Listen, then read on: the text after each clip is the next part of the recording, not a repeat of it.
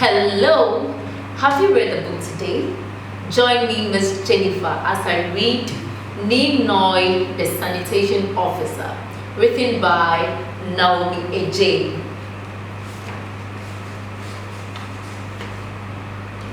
My community was a small one. We all knew one another. The end of one's community was the beginning of a neighbor's. We were fairly nice people, but had fights once in a while. That meant lots of love. We loved each other just enough to keep our businesses to ourselves and not let them into another person's compound. The roads in our communities doubled as playgrounds, boxing arenas, carnival grounds, depending on the occasion, and woe to any driver who dared speed on them. In my community, the buildings were an unplanned mixture of ancient and modern structures, which visibly depicted the socio-economic levels of the people who lived in them. There were those who lived in the ancient, antique, vintage buildings with whitewashed paint, and they were mostly the spiritual leaders of the community.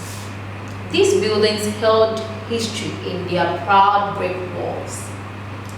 Then there were those in the modern concrete structures, mostly rented houses, which usually had no bathrooms and toilets. Hence the need for other structures, which were public washrooms and toilets. Those who lived in those concrete structures were in the tenants' construct. Lastly, there were the cheap matchbox accommodations ranging from kiosks to porches, turned into homes, and what have you. Those were the squatters. But together, we were a community. Like I said, we loved each other to a point.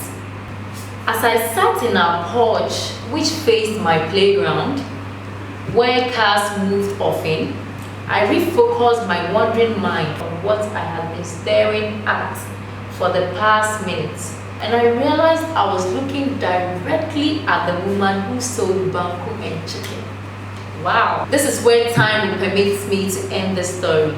Get a copy of this book at a bookshop or a library near you. Thank you.